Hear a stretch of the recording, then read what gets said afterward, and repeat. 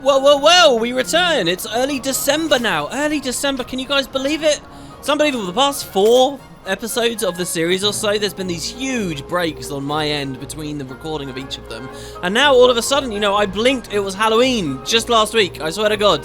And now we're looking to Christmas coming up. So I'm doing a new little thing here as well as we return, where instead of like bulking out these massive chunks of the episodes, I'm going to try to make the video and then upload it basically on the same day, which hopefully is what you guys will be seeing at the moment. So it should be fun. Bit of an anti-climax maybe for some of you guys as well on the return today, because as you can tell from the title, I'm actually going to be doing another Bestiary part. The Bestiary has filled out like mad since we last looked at it way long ago when we were in the dungeon.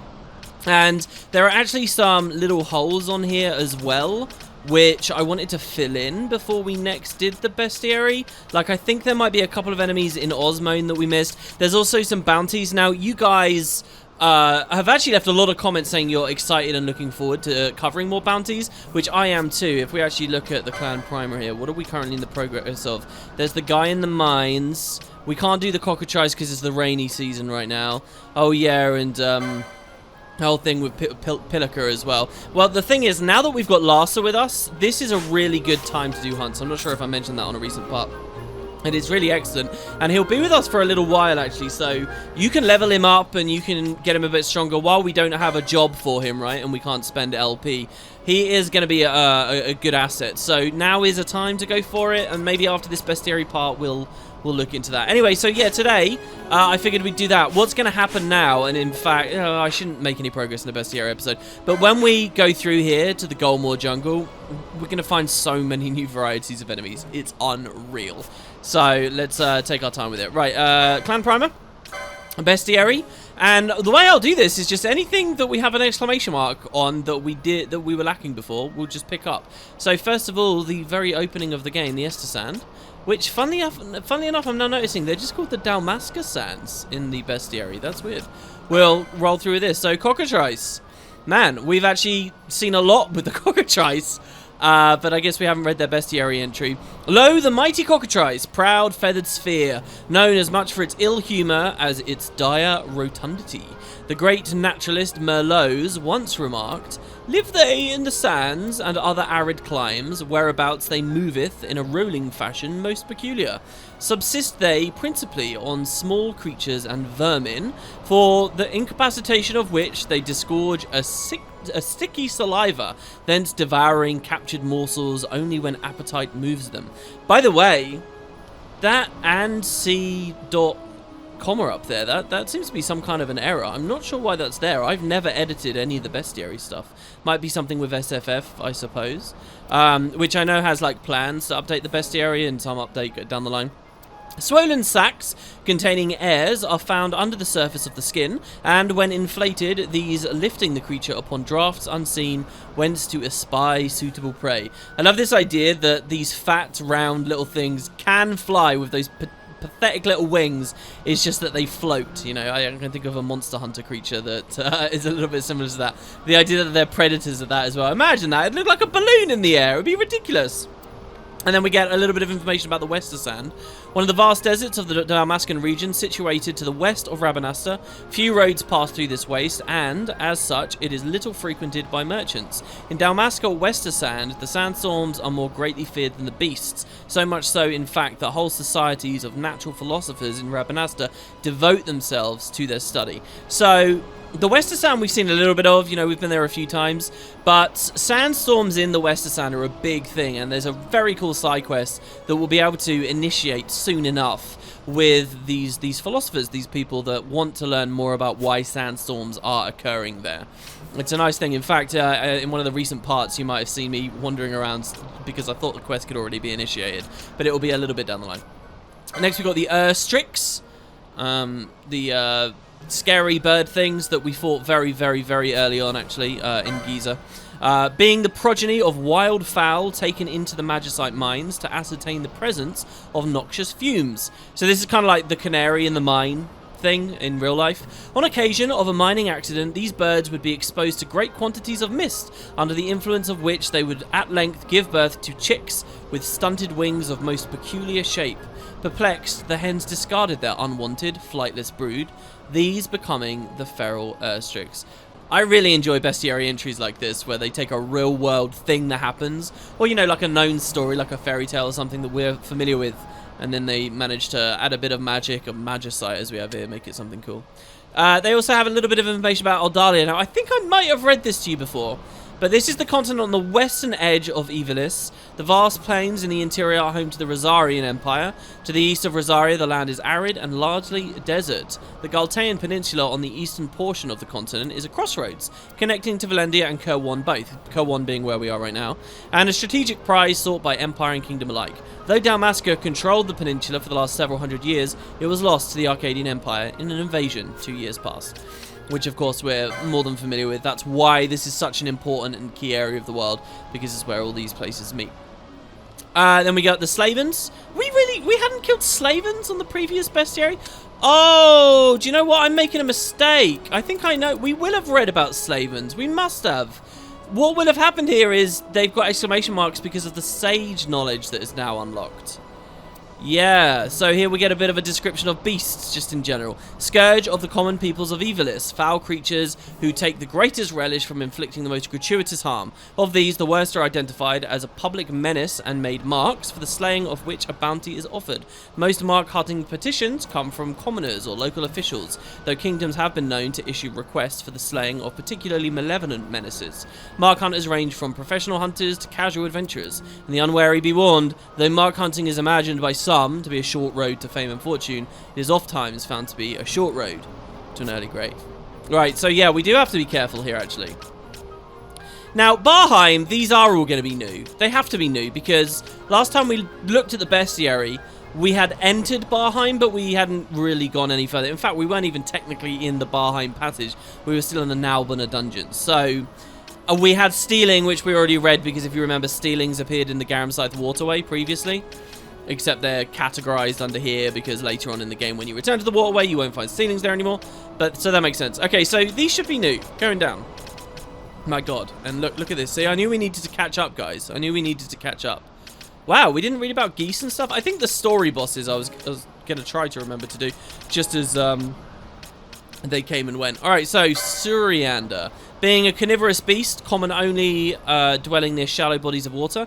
Though their feet lack the webbing of other aquatic creatures, the fins on their tails can be threshed in a sideways manner, propelling them with frightening celerity. Their horns being used to contest dominance over females and determining standing in the herd by virtue of length. Such with smaller horns learn swiftly to keep out of harm's way. While they are normally quite docile, during the mating season they can be easily agitated and attack a sudden with a great whooping cry. Mimics, being an insectoid with 4 sharpened limbs and a heart. Well, I'm sure we read... Did we not... We must have read about the queen, right? Yeah, well, we did read something, but I think it was the queen. Also, you notice this mimic here in the bestiary? I swear the colours are different. Aren't the mimics we find out in the game, like, green? But this one's blue, right? Am I wrong? Anyway, being an insectoid with 4 sharpened limbs and a hard metallic shell, preferring to feast upon brains of high intellect, whereby they may improve their own faculties. By arranging their own carapaces to resemble a coffer, they wait for unwitting prey to open them, thereby proving some modicum of intelligence, and thus suitably for consumption. It is most often humans, racked with base greed, who fall prey to this simple but efficacious ruse, which in turn has made humans the mainstay of the mimic's diet. I like this idea, a creature that's main diet is us, you know, humans, the intelligent people, because in the real world, obviously, there is no equivalent. There is nothing like that at the moment. So yeah, we got zombies. I really like this guy's model, for what it's worth. All the decay and sort of the flies buzzing around him. Being a corpse exhumed, bound by foul magics, and enslaved. The corruption of the flesh is advanced, its stench both rank and cloying withal. As exposure to the sun's rays speeds this decay, they are oft conditioned for nocturnal activity. Perhaps due to this, they seem to shun and even the lesser light of candles. Tiny mimics. The wandering nature of these creatures has been attributed to their apparent predilection for hunting prey of high intelligence. From their diet of nature's intelligentsia, they receive nutrients to aid their own development. And so it follows that fledglings are often vapid and dull. Some strains, however, such as the tiny bug, never leave the larval stage and so die as poor of wit as they were when they were born. This is crazy. I've already talked so often about all the different sort of themes and ideas that the mimics sort of amalgam into themselves in this franchise, or sorry, in this specific game. And it's weird because there seems to be even more here. There's also the talk about town. Now this often hints to weird, bizarre recipes. I should think you know by now that arrows, shots, and the like are a prized commodity in these parts, eh? Most of them you see must be imported from other lands. We've none but ourselves to blame, mind you. If only there were a few more people with the skill to craft them. Aye, that's why you'll be going to the bazaar for your munitions. Bring some scales or fangs and you'll get what you need. So, it is true that in the game, a lot of these special ammos will only be available in the bazaar. We've already seen a little bit of that with the aqua shot, which of course I used to handily take out Belias.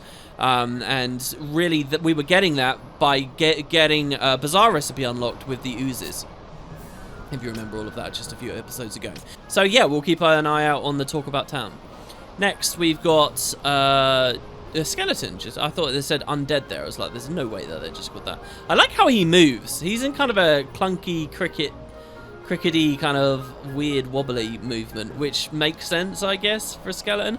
I mean, how any skeletons move at all with no sinew or muscle, you know, it has to be magic, so I guess they could move however the hell you want them to, but I like this. I think that's cool. Maybe not enough games think about, like, the walk cycle of a skeleton. Many are those who bear burdens through life and fail to relinquish them at the moment of death. Weighted down, they attain not heaven, but are cast aside to wander the land as skeletons. Robbed of the pardon of flesh, they are cursed to walk for aeons, till their very bones are reduced to ash. I love this! Only when they are undone and gone from this world, and nothing remains to bear that which they should not have borne, will they permit themselves eternal sleep.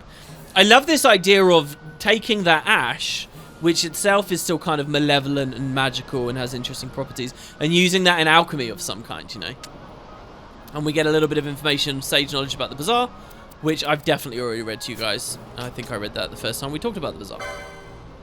Another variety of mimic here, the battery mimic. Oh, I guess this is the green one. This is why I was thinking of them as green.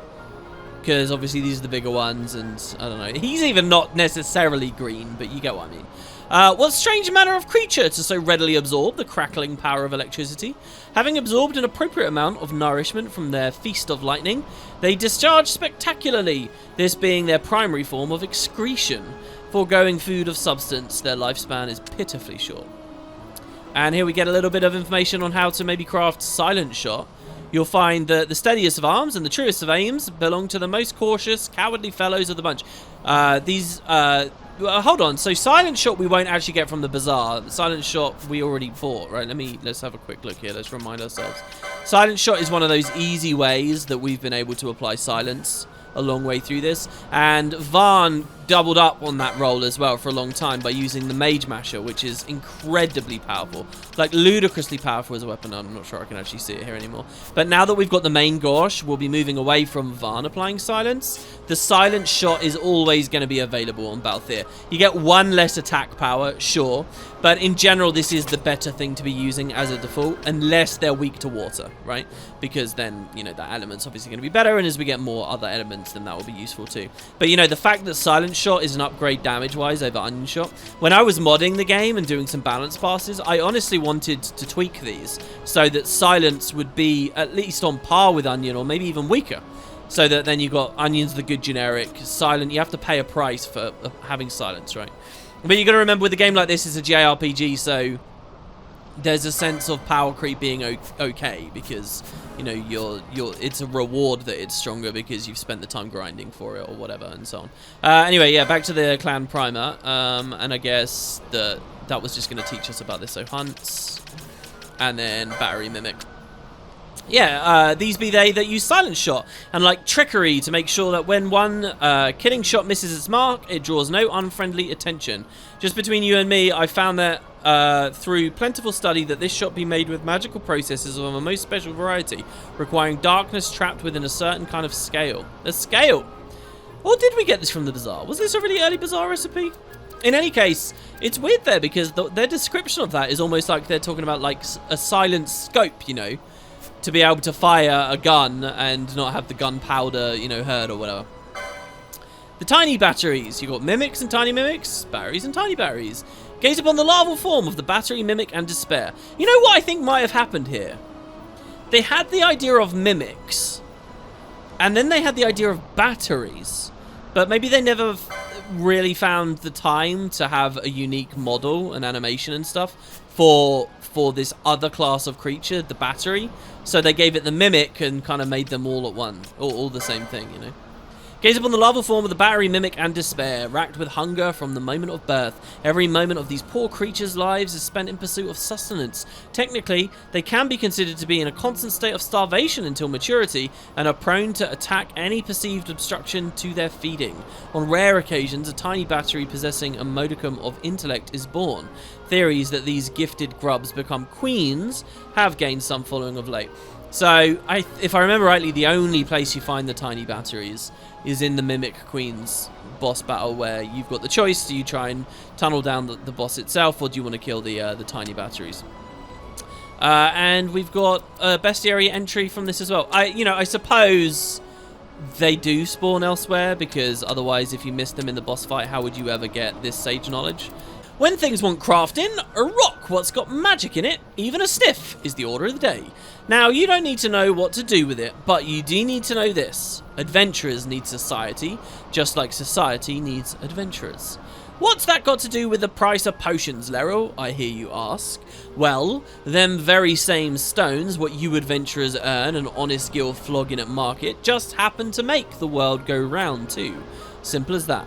How do you know my name anyway? So that's from Larval the Archer. I guess some kind of hint how we unlock high potion bundles and stuff on the market from selling generic loot. Next we have a Flan. I'm sure we've read about a Flan somewhere, haven't we? Maybe another variety? Anyway, this is the Flan, being an amorph, coated in slime, its eyes and mouth having a most evil aspect. They know no distinction of sex, instead absorbing prey until enough bulk has been gleaned, whereupon they divide their mass, creating offspring in this manner. Recent research has shown striking similarities in the magical ordering of these creatures with the ordering seen in naturally occurring mist, leading some to believe that their generation is tied to mist at a fundamental level. And the town crier likes to talk about the Iron Stomach, a guild of tasters known for its roster of legendary chefs. And they've announced a new dessert. It's called Flan, after the creature of the same name. Because we don't have Flans IRL, the monster version. And fashioned to look much like its namesake, the Flan. Its popularity is rising as a hunter's treat. In an astonishing example of creature influencing dessert influencing creature, it has become common practice to refer to the darkened region near the Flan's head as caramel, a truer sign of the dessert's popularity than any of its creators could ever have hoped for. Now, caramel is a really rare and like specific item in FF12, which we'll be talking about down the road. So do remember caramel, I guess, but there you go. I guess the stuff on the very top is what they call caramel. And it does look like caramel now that I look at it. Suddenly I think of this Flan as being tasty to eat. Isn't that weird? These are like the grossest things in the game, and now I'm like, I could eat it, maybe. What else we got? The Skull Defender. Being the corpse of a fallen warrior, plated in armor of pale bronze, brave and eager for battle in life, they continue to lust for war in undeath. For on their preferred haunts of man-made caves and mines, some Skull Defenders are thought to be fallen hunters, slain in their quest for a mark. So, we got a quote here from Tornar Mood, the swordsman, who says, "Rumour has it that the island nations to the west lack the iron to make decent quality fishing goods. Apparently, they use one grade of iron for the weapons they export, and a cheaper grade for the goods they use in their everyday lives. Seems to me they could lower the quality of their iron swords and solve the problem, but I think they've too much pride for that." Not sure what we're hinting at on that one. The Sandstee, we got the Alaroons. There was a nice variety of different things here. Alaroon, of course, we spent a long time grinding on. Gave us plenty of succulent fruit and handkerchiefs and lots of LP. Was really good for that long section of the adventure. A curious sentient plant-like creature, favouring warm climes, both tropical and arid. The horns on their head are used for cracking rock salt, from which they draw the salinity that sustains their life. The vines, spreading like a mask from their necks, have led to the classification of these creatures as a subvariety of Mandragora.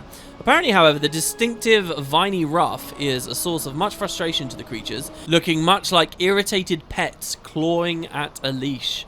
It would be very cool if there were some animations in-game that showed that. And it would be very cool as well if in this edition of Final Fantasy XII, I could press a button to cycle the new animations, but you can't, so remember what I said, the actual 3D model we've got there that we can manipulate usually and spin around. I actually can't manipulate this one, which is very odd. I don't know why. The other ones we can spin and stuff, not this guy. But it would be nice if we could zoom in and all kinds of stuff. That's all new. It used to be concept art. So the Yensa Sand Sea, we did actually read about that quite recently, so I won't worry on that one. Here we got the Danabania. These guys were kind of rare. You had to walk to like the edge of the map near where water might have been, or I should say sand, liquid sand. Being a variety of XII, traveling the desert regions in flocks formed around a lone bull. It is a peculiarity of their physiology that a bone juts forth from the lower jaw like a spear. Their brownish-yellow coloration perfectly blends in with the sands, camouflaging them from their greatest natural predator, the wyvern. Their fins are highly evolved for scooping at the wind, lifting them upward, and by flapping them as bird flaps its wings, they can fly with ease.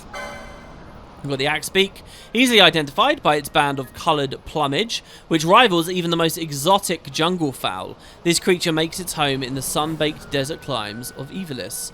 Adventurers be warned, its cheerfully colourful appearance belies a violent nature, and its beak is as sharp as the weapon after which it's named. Generally feeding upon smaller creatures, they have also been known to gather in packs for the hunting of larger prey. So we did see a bunch of these guys. I actually made them a bit bigger in this playthrough, so they were a bit more distinct from the other Cockatrice. And we get, what is this? A song? Let the egg sing of miracles, let it sing for the children. So pleads Curious Andy in her latest song of succor for the orphans of war. Since ancient times, rainbow eggs have been prized as a miracle food, a rich source of nutrition in a small, easily portable package. Recently, however, the egg's rich taste has attracted the appetites of the wealthy. Wow, I've never read this word in my life. Concomitant? You guys in the comments can tell me what this means. Concomitant? Rise in price, lifting this amazing food out of the reach of those who need it most. Now, this is interesting. Rainbow eggs as well, we'll be talking about as like cool loot as we go forwards. I always interpreted rainbow eggs as, you know, like delicate, painted, jewel-encrusted eggs, you know? Not like an actual egg. I guess it's like, you know, you get white eggs and you get brown eggs. An idea of an egg coming out that is rainbow-coloured, and you would, you know, make an omelette out of it, and it would be amazing. I never realised that was what they were going for. That's pretty cool. We get the yensa. These are the things that the Uteran actually ride on. And in fact, this is cool. He's really detailed. I'm actually quite astounded how detailed, like how dense that texture is. Look at how much detail work there is on that. And of course you can see the saddles are kind of just plopped on there. Not quite a part of its biology, but very tightly put on. Being a great sandfish, living in the sand sea of the yacht yensa that, when fully grown, becomes a bull. Though commonly found moving through the sands, they do occasionally surface, their outside being covered in a sheath of bony scales, from beneath which is secreted a viscous slime having the likeness of a membrane, this being to repel the intrusion of sand. The Uteran yensa have learned the art of harnessing these beasts as an excellent means of travel across the trackless sand sea. That's interesting. That makes these feel more slug-like, you know, than, or more snail-like than they actually come across by their model. It's nice to hear that they'd have to deal with that. The extra information we get here is from the town crier. The Iron Stomach at Titantoises is, I guess that will have the same opening each time. The yensa fin, it's not only delicious, but reasonably priced to boot. The response from housekeepers has been universally positive. One such convert recommends a soup broth for bringing out the fin's full flavour. A book of recipes is in the work. You know, this makes me think of, if in real life, by some weird machination, there was still a whole new continent for us as humans to explore with the technology and the people that we have today. And it was filled with all new flora and fauna. You totally would get this. You would get people like the Iron Stomach that are dedicated to, you know, cooking up and tasting and trying out new dishes with all these new things. Wyvern. So, yeah, there were a few of these around. In fact, I very distinctly remember the bright blue sky behind the first one of these that we fought while I was looking for one of our spells. This strain of dragon possesses both the sharpened talons of a tyrant worm and the wings of a wyvern, the latter having been traded for 4 limbs at some point in the creature's aeons-long development. Particularly fond of the flesh of the Danamian fish, they wheel through the upper air, searching with a keen eye for their next meal. Look at how well realised this is. There's like a proper food chain and ecosystem that has been concepted for the Nam yensa and the ogre yensa, or just yok yensa, I guess, in general. Of the same strain, the more aged individuals are called bell wyvern, thought to be emissaries of the war gods for their effect on warriors in the field, who are inspired to great acts of foolhardy courage and bravery by the merest sight of these mighty creatures in motion. That's fantastic. Now, what's a bit weird, or a shame, I guess, is the bull Danbania and the bull... What was the other bull? There was another bull that we could see. Was it just... Oh, the bull yensa, right? I think. These are not appearing in the Yensen Sandsea, even though we did go out of our way to kill them, so I guess they don't get their own entries. It's a bit of a shame.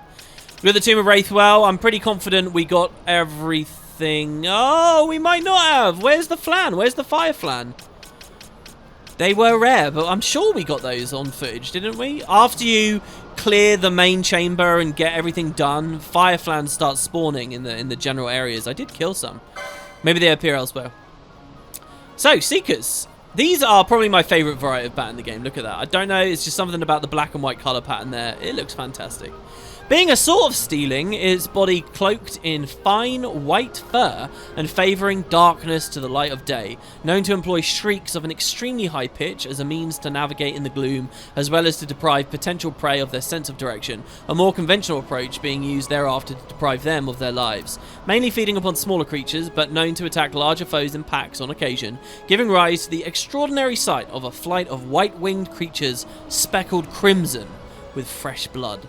Brilliant. And, you know, this is another thing I like about the Bestiary. In-game, I never really got much, and I certainly never mentioned the commentary, never got much of an impression that these guys looked super different to the stealings we were fighting before. Something about, you know, all the combat animations going on, how zoomed out the camera is, all that kind of stuff, you know. But when you put a Bestiary feature in a game, you can properly identify and pull apart those differences. It would be really cool if you didn't need to look at something in a Bestiary to realize that there's this big difference in its appearance. But, you know, I'll tell you what I can get. In a party-based game, that's always going to be a struggle, right? Single-player RPGs, you can zoom in a bit more. I think it works a bit better. This comes attached with some philosophical musings. I'm not surprised that we unlocked the bonus page from this one already, because I killed so many of these, spawning the Barmu, if you remember, which we poached for a really strong gun. Being a sort of stealing... Oh, wait, wrong one. This wing, covered as it is in snow-white fur, is the most exceptionally beautiful stealing artifact. Should the fur be rich, and even in its length and set, the wing becomes even more beautiful, a perfect work of art. To the trained eye of the collector, its value is beyond question. That is why I seek out these bat wings and store them reverently as another might hoard precious jewels. Probably some recipe from selling a lot of bat wings. Couldn't tell you off the top of my head. Here we get another Cockatrice variant. These guys were actually in the tomb. The game was really weird with Cockatrices right around that time, because you get the varieties outside and even inside. But these are, and this is a Chimera. It's not really a Chimera. Those of you guys who watched my 10 playthrough will remember the very striking beast that was the Chimera in that game. Anyway, in times now ancient, mages worked magics upon captured cockatrices to effect the eldritch creation of these twisted beings. They are possessed of a singularly wicked intellect, which they use to its full extent for the infliction of pain upon their enemies. Their wings shine as the rainbow, each bearing a blazing red eye marking that shifts from side to side as they move, these being used to discourage foes larger than they, and for purposes of attracting a mate during the mating season. There's something extremely creepy about its like goblin-like face, just sort of stuck there. But there you go, a magically messed with Cockatrice. And at least these guys have got proper wings, right? If you remember the other ones, stubby, gross-looking things. Imagine this hunting you from the sky silently like a balloon. I mean, that's kind of owl-like, really, thinking about them hunting like that. But hey. And owls are cool. Zombie. Just regular undead here. Behold the fate of the sorcerer, who seeks to satisfy his dark intellectual curiosity by means of the abnormal extension of his natural lifespan. Alas, though all manner of precaution be taken, he cannot stop the wearying, gradual decay of the flesh. Yet what other means hath he to know the mysteries of this world? How many have walked his grim path? We shall never know, for they guard their secrets fiercely with tooth and nail to their graves and beyond. So there's a few interesting things that struck me here. First of all, you know, obviously this is a game from the East, and so I don't really know what their concept of zombies are, you know, particularly as translated into the modern era. But with a lot of games, you could just say, you know, a zombie is that classic idea of, you know, almost like an infected thing that's spreading and so on. So what does that mean? Every zombie we fought in Evilist so far, they've just been people from whatever era that tried to extend their lifespan too long. And is there still a sentient person in there? Their brains just rotted somehow. They're just, you know, mad or whatever. It's a sad fate. It really is. More cool, undead, creepy stuff. The Skull Warrior. These guys' design's weird. I like it because it's spiky, but it's also very strange. Like, look at his underwear there. What is that? Cold bones sheathed in armor forged of a strong alloy, wielding a blade with more skill and more cruelty than any warrior alive. Perhaps all were as skilled in the forgotten past, for this undead creature's bearing, arms, and armor of an ancient style. Indeed, the Skull Warrior's skill with a spear illuminates the old ways of war in a fashion more vivid and fearsome than any tome on the subject could ever hope to effect. Though pale by comparison, even a modern interpretation of the spearman's art is not to be underestimated when employed by a dedicated practitioner. We have the Lich, with the gross, you know, vibrating eye effect that I can never look too much at. Of the legions of ghosts that cling to this world, the greatest are called liches. When a man dies with hatred enduring, he is rent from his situation in this life and given new station in undeath according to the depth of his passion. A testament indeed to the depths of the evil manifest in these kings among the dead. Kings of the dead are the liches. Obviously, they could go a completely different direction with the lich as well, more classical idea of the lich, but they have it. Also, I like the idea that if you don't become a lich, you become a skeleton, because you remember the skeleton information was pretty much the same. It's just this sounds more severe. You might call it uninspired as well, but hey, they could have just gone with the whole phylactery thing, and they didn't. And here we got Rago. Once a proud statue set to protect the tomb of Wraithwell for all eternity, the horns and blade on its head being symbols of the Dynast King's authority and power. On a fell day, monsters intruded the sanctum of the tomb, and with them came a great surge in the mist within. Perhaps this caused the mechanisms of its control to fail, for now it is no better than the beasts it was charged to keep away, and it will rampage down death corridors until it is given its final rest. And we gave final rest to a fair few of them. So that classification there, construct, I think this is the first construct we've seen. And you can see the genus here is facer. We haven't fought any facers before then, right?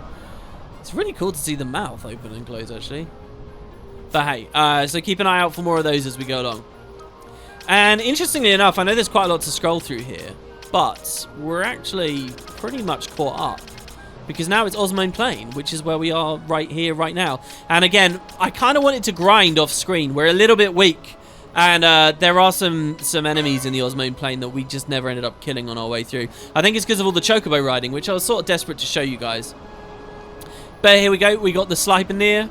Being a breed of Sleipnir, conditioned to be the perfect faithful warhorse, uncannily skilled in warfare, able to sense the moment and flow of battle, and carry out maneuvers of some difficulty, such as the timely withdrawal from a fray to regroup and strike anew. The conditioning wrought on these creatures by the masters, for whom they once fought, was so steely that even after countless generations of breeding in the wild, it has faded not in the slightest. A tragedy indeed, for they consider all those not hailing from their long-deserted homeland to be enemies and attack on sight. The ultimate warhorse. the history of things. At precisely what point the polished Destria mane came to be used as a device for the casting of magics is unclear. The noble steeds from whence such mane coverings came were named by a sorcerer, however, and perhaps this association has given them their magical properties. As tools for the casting of magics go, they are among the best. Yeah, so have we been selling those already? I think we might have been. The Chocobo. Now this is weird. We've seen Chocobo in a lot of places, but it's only here that we've finally been able to kill them. And it's not regular Chocobo that we've been fighting either. You know, I gave you guys that story about the red Chocobo, the level 99 red Chocobo, and the black ones that we've been fighting. Well, finally we get the unlock just for regular old Chocobo. Again, it would be cool if in the bestiary I could scroll through the different variants right here, right now. But there you go. What creature, fair or foul, has affected the lives of the common man more than the noble Chocobo? Though the yellow Chocobo is by far the most common and the only domesticatable sort, many other wild breeds of differing hues have been identified. In general, the other colorations of Chocobo tend to be quite violent, giving rise to the saying, yellow best for riding, aught else best be hiding. As even tame Chocobos are known for their temper, true domestication requires time and expertise. Their curiosity can often get them into trouble, but they are charming nonetheless, and popular throughout Evilis. As famed Nautilus Merlots once wrote, a little personality goeth a long way. So yeah, I mean, I don't know how many people are watching this video who are complete outsiders to Final Fantasy, but the Chocobo is a recurring concept above all others. You know, there's a ton of stuff in this anthology series that gets referenced all the time.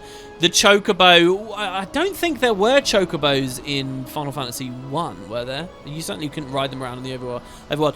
While they may not have been here from the very beginning of the whole franchise, you know, it's hard to think of something that's a stronger poster child for Final Fantasy than a Chocobo.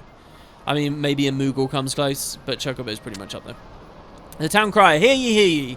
Good news for those knights who are sensitive of nose. Thanks to recent discoveries, you can bid a fond farewell to troublesome Chocobo odours. The method is simple. Ply your Chocobo chick with only fresh Gaius or greens, and that disconcertingly disgusting stench will diminish by up to 3/4. The news isn't all good, however, as it takes 2 to 3 years to raise a Chocobo to riding age, meaning that the fragrant fruits of your labour won't ripen for some time. So it's one of the nice situations here as well. We've had a couple where the bonus page actually properly relates to the creature it's attached to. A lot of the time that's a bit iffy. Here we got the Viper. Being a strain of serpent, its body covered in leaden scales and its mouth replete with razor-sharp fangs. Favouring small animals and their eggs, it secretes a deadly venom from its fangs, which swiftly subdues its prey. Its midriff is divided in twain, each side containing a stomach with a strong digestive juices, connected to a long intestinal tract running down the tail. Now, I have to be honest, I don't know anything about snakes IRL. Are they drawing from real-world snake digestive systems here? Their slender forms seem to suggest that they seldom eat, but this is far from the truth, their unique digestive biology giving them a famously voracious appetite. And here we get a bit of information about Jahara. I feel like I should have read this to you when we were there, right? But I might have missed out on it, because on the Jahara episode, that was one of those episodes I did where there was a break before and a break after. Let's read it. Jahara, a garif village in Bancor. Here, a chieftain elder watches over the old ways, and so administers the tribe. Though many other villages dot the area, there is little direct communication between them. The garif have worshipped magicite since the ancient times, and tribal legends tend much wisdom concerning the stones. When the time is right, the elders teach these lessons to the youth of the village, and on rare occasion to visitors from other lands. And well, we've just been there and we realised that their knowledge about magicite seems fairly limited. Abhorring machinery and iron, much of the garif material culture is based on wood and stone and other unmanufactured things. Their houses, made of grass and strips of leather, allow a breeze to pass through and are uniquely suited to the hot, arid climate. On the hill overlooking the village is a meeting lodge, warmed always by a bonfire. Near the lodge are the elders' huts, and below the hill is a clearing ringed by a healer's hut, and the tents of craftsmen, as well as a place to take care of the livestock called Nana in the garif tongue. That's interesting. It's not just garif that call them Nana, right? We hear everyone calls them Nana. The sheep, cow things? Sheep, cow things. Goats, I guess, is what they're close to. Dalmasca has for many years honoured the ways of the garif, and so kept up peaceful trade and relations with these isolated peoples. Yeah, the whole idea of the Bancor region is kind of weird, because on the one hand, they've been telling us that You know, the Galtean Peninsula is the connecting point for these 3 great continents, and yet right on the doorstep, it's actually remote and empty, and there's these distant, you know, people in Jahara. It's kind of weird. It's like, you can't have your cake and eat it too, Square. But there you go. So, the Garuda Eggy. Now, here's the thing. We have Garuda, and I believe that the reason we have Garuda is because of the Garuda we fought outside of Wraithwill's tomb. But there are regular Garuda that you can fight as well, and they're called Garuda Eggy, and you'll see that it's under question mark, question mark, question mark. That's actually 2 areas away. That's as we go further, closer to Mount Baromeses. So, yeah, I guess we can read it now, because we did kill the regular Garuda, and it's looking very shiny and amazing. Being the legendary foe of the worms, as told in the Legend of the Dragoons, living atop only the highest peaks, they feed primarily on serpents. Natural philosophers have confirmed the existence of 2 distinct kinds, the Garuda, whose glimmering gold wings distinguish it as original stock, and the Garuda Eggy, whose wings have lost their brilliant luster. Many are the cultures that regard these creatures as gods for their auspicious appearance. Kind of makes me think of Pokemon and Ho-Oh in a weird way. I'm not sure why. Because of the whole rainbow coming off of it. Right. We've got Bagoli, also in a question mark, question mark, question mark area. Not sure why. I can't remember what area this thinks that these are coming from. He looks awesome. He looks kind of like Norse and Viking-like, to look at his face there, you know. In the age before airships filled the sky, the air above the battlefield belonged to the armoured Bagoli. Yet, tragically, long hard years of use in combat ruined its once proud wings, and it's now earthbound. As the airship rose, so did the Bagoli fall to the ground, their place over the battlefield occupied by manufactured monsters of steel and skystone. So did the abandoned Bagoli return to the wild. You know what I think is really amazing about Evilis as a setting and how good the world building here is? You know, we're dumped into this amazing, rich, and interesting environment where certain technologies have come to the fore, like airships and skystone and so on. But they've so well realized this as a setting. I would even be excited about visiting Evilis like 100 years before now, right before some of these technologies came, so I can see and participate in some battles where people are riding these things around in the sky. How cool is that, honestly? During their military training, one handler, this is called the Merchant's Eye, one handler was assigned to each Bagoli, the resulting pairs developing close bonds over the passing months. Thus did the Bagolis fondly recollect the staves of their handlers, and thus did they acquire the habit of stealing and hoarding the staves of the men they attack.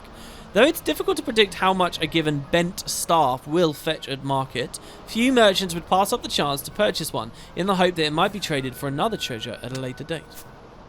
That's of course some loot that they dropped. So we did sneak into Zertanan just a little bit. We found 2 enemies in there so far. Literally the most dangerous enemies in the game that are not like bosses are found in Zertanan. We'll get back to that later. But for now, we've got these easy guys. This is very cool colors for this toad. Being a land-dwelling toad, lacking the webbed digits of its waterborne kin. Found most often in arid climes, their skin secretes an oil, thereby to prevent the loss of moisture. That's very interesting to what we heard about the yensa earlier as well. Their hindquarters are well suited to travelling on land, and they rear up on them when threatened, freeing their powerful forelimbs for attack. And we got the slime as well, who looks... This to me is like the ultimate classic Flan.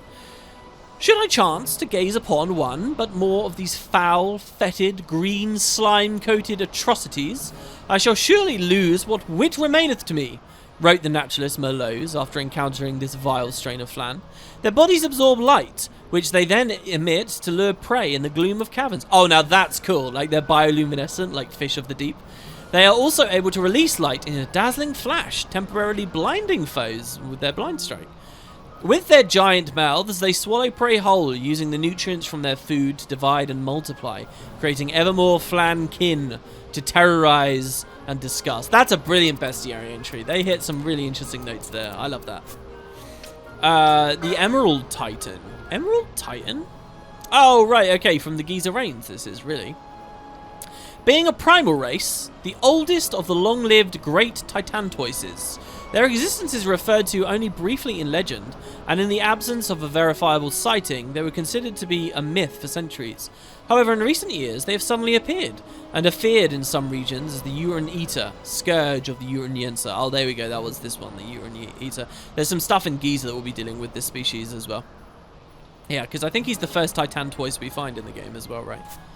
I like the idea that you think it's extinct and suddenly lots of them are around. The idea of really declaring if something is extinct is actually quite hard, and we find it in the real world a lot as well. The flowering cactoid mark starts a whole quest chain here. How is it that such a beautiful blossom might bloom atop such an ungainly cactoid? Verily, its beauty is more than in its appearance, for the blossom is valued as an ingredient in salves, and further prized by collectors for the rarity of its flowering. Amongst the cactoids, the red bloom is the mark of a leader, and the focus of much respect and adoration. However, to the villagers in the Dalmasca sand, it is merely a mark. Merely a mark, eh? Well, I sure hope nothing of consequence happens for us killing that one. We've got Bagamnon. Now, there's a lot I could say about Bagamnon. Bagamnon, we've got, I guess, in the bestiary now. When did he unlock? Surely he would have unlocked at Bazaar, and we would have read this before.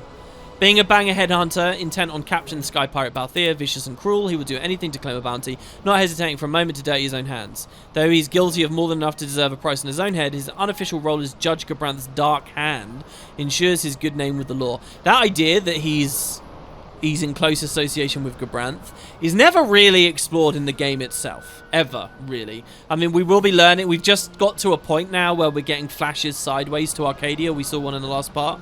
And you'll get a lot more of Gabranth from that, but never really with this guy.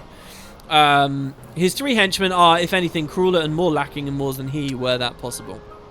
So the henchmen are listed here as well. Big, strong, and never pushed aside until he squeezed the last scream out of a captive is Gijuk. No less despicable was the shady Bwagi, a relentless and sadistic hunter of men. Now, we of course fought these guys in the pit right after with the previous bestiary part, so I guess this is when this unlocked. Lastly, Renuk gives a female touch to Bagamnon's motley crew. She was the healer, if you remember, that we killed first. Yet, if one were expecting to find a kind and gentle nature here, one would be sorely, nay, agonizingly disappointed. So, I don't want to be too spoilery with the story. I want you guys to be thrilled and excited as we go through. But I want you to take note of the fact we haven't seen these guys for ages now. Not since the Barheim passage. And you want to remember that. We haven't seen them. Even though they kind of felt like there was a lot of hinting they were a big part of the game, right? So then we get the Demon Wall. Surely I read this. This guy had the coolest thing.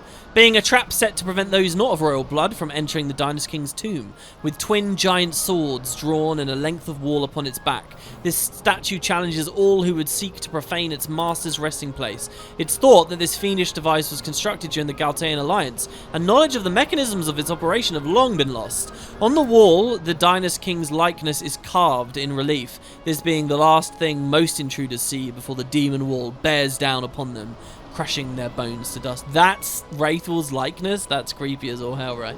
I love this thing's design so much. Like that there's two creatures at the side that are responsible for some of these feet, and then the guy in the middle, but it's kind of spidery. And don't forget that there is a stronger version of this boss we can fight optionally in the tomb, who I ran away from. There's two versions of it, remember? We did the obligated one. There's another one in there too. The Barmu, the rare game, that was well, rare game we're not really gonna have much to read, but we can enjoy how they look. So this is a twin facer here with different colors for each face, transformed by a strong mist. And the rare game will always say at the bottom that the strain as yet unrecorded in the Camp of Niles is hunted in wherever. Okay, so his rarity is 3-star. I would actually argue he's much harder to find than 3-star rarity, because you have to know to chain all those seekers, and it's just a nightmare really. The pineapple that we fought out in Ogre Yensa, I think it was. Yeah, Ogre Yensa, as this is there. Possessing many times more explosive power than its common ilk. Nice colours. You notice that they got little hands as well, by the way, the bombs coming off the side. Didn't really look at or think of that much. The Fidelian, the dark skeleton born out of the darkness of the desert, and we found him in the Westersand. He was actually really hard, if you remember. I had to throw a phoenix down at him. And the Exile, too savage even for you and Yensa. These warriors were exiled for their abnormally aggressive nature. Now, these guys are very, very, very cool. Most rare game have like unique colors and unique stats and unique combat behaviors and all that stuff and spawn mechanisms, but they don't actually have totally unique appearances. You know, they're different colors. Well, this guy is 100% unique. I think I said it before, but I'll say it again here now. The only way to see a very weird looking Uteran is to find the Exile, which again was the chain of 100. Speaking of the Uteran yensa here, race evolved from crustaceans to bipedal humanoids. Their hides are extremely hard, covered with stiff bristles of needle-like hair. Customarily, they wrap themselves in cloth, though whether this is for protection against the elements or to hide their hideous appearance, none can say. Extremely aggressive by nature, all attempts at integrating the yensa into human culture have ended in tragedy. Though they recognize no state, they are fiercely territorial, and war between yensa tribes is incessant. Now, this is probably the most important entry for this whole part of the Bestiary. The whole Bestiary episode we're doing here. And you'll notice that I have 6 pages here. Look at this. And they're called Project Memorandum. See this? Now, I'm not going to read Project Memorandum to you yet. As with many of these Bestiary entries and the bonus pages you get, it's just kind of dumped here on the Uteran yensa. But what this is actually in reference to is a recurring super boss in most Final Fantasy games. If you watch my playthrough of 10, you'll be familiar with one of them. It's the Omega Weapon. Omega Weapon appears in a lot of Final Fantasies as an optional, or sometimes even story boss, that they really care and put a lot of work into. Omega Weapon is in Final Fantasy 12 as well, but I'm going to make the case to you guys that it was extremely rushed, and whatever ideas that they had for it, they really kind of ran out of time for. And so we will come back to this way later down the road. You know, we're just really getting settled into Act 2 of the story right now. It's going to be at the end of the game that we deal with this. And we will return to Project Memorandum then. See if you guys can remember until then. And finally, some stuff from the Arcadians. We've got Judge Geese here. Being one of the Judge Magisters of the Arcadian Empire, Officiant of the 13th Bureau, and Commander of the Leviathan, the flagship of the 8th Fleet of the Western Armada, led by Lord Vane. In addition to official duties as Judge, he also works in secret, carrying out tasks assigned to him by Vane personally. And what a fight we had with him. And then we have found the new elite variants of Imperials also now. A special order of knights under the Imperial Arcadian Ministry of Law. With the spread of Arcadian influence came a rise in crime and regional conflicts. To reduce the amount of time required by the judicial process, a military court was established, this being the origin of the Order of Judges. And we can read about Imperial elites here too. Name given to a highly trained group of soldiers who have undergone the most rigorous selection procedures to become the pride of the Imperial Army. Elites are separated into 3 divisions by role. You've got gunners, being marksmen trained in the use of rifles, pilots, being combat airship pilots, and beastmasters, being those who train the mighty mastiff dogs that fight alongside the Imperial soldiers. All 3 of which we've seen, right? Those who make it past the selection process go to the Imperial Military School known as the Academy, there to learn the specialist skills of their allocated division. I even like the idea of a game where you kind of get to see that side of it a little bit more. So there you go, a little bit about the Arcadians, a little bit to whet our appetite, and that is it for the Bestiary for today. What have we at on the Sky Pirates Den now? What was new? I'm not sure what it is. We've got Flan for casting lots of magic, Pinello for lots of gil.